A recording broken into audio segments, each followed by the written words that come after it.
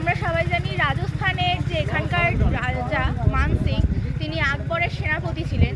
তাই আকবর যা যা যুদ্ধ, আকবরের সাথে যে যে জায়গার যুদ্ধ হতো, তিনি যা যা সম্পদ লুট করতেন সব সম্পদ এনে এই জায়গায়, এই পানির জলের যে ট্যাঙ্ক সেখানে রাখা হতো। কিন্তু ইন্দিরা গান্ধী এখানে এসেছিলেন এবং এখান থেকে সমস্ত সম্পদ বের করে নিয়ে 70 ট্রাক সম্পদ তিনি এখান থেকে নিয়ে গেছিলেন। তবে সেই সম্পদের কথা কেউই জানতে পারেনি কোনোদিন, যে কত সম্পদ গেছে, কোথায় কি কাজে লেগেছে। তো এইটুকু ইনফরমেশান আমি পেয়েছি এখান থেকে। এবার এটার ভেতরে যাব।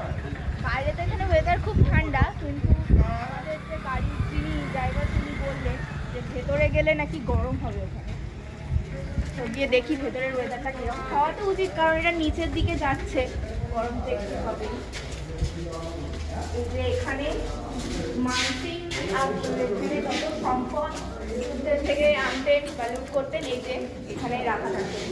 নিচে যে এখানে না জল, ক্যামেরায় বোঝা যাচ্ছে কিনা জানি না, কিন্তু এখানে কিন্তু পুরো জল। আর এখান দিয়ে একটা ছোট্ট সিঁড়ি আছে যেটা এখন বর্তমানে বন্ধ, এখান দিয়েই হয়তো নিচে নামা যেত। এখানে এখন দর্শকদের জন্য আলাদা একটা সাইডে ওপরে করে দেওয়া হয়েছে দর্শকদের সুবিধার্থে। এখানে প্রচুর বড়, ওদিকে কিন্তু আরো আছে অনেকটা বাইক, আর নিচে পুরো জল। খাজানা ছিল এখানে, এখান থেকে সোনা বের করে নিয়ে গেছিলেন ইন্দিরা গান্ধী। 70 ট্রাক, ভাবতে পারছেন কতটা, আজকের দিনে কত দাম হবে ওটার, সোনার যা দাম। এদিকে কিন্তু বন্ধ, এদিকে আর যাওয়ার জায়গা নেই, এইটুকু অবধি দর্শকদের জন্য খোলা।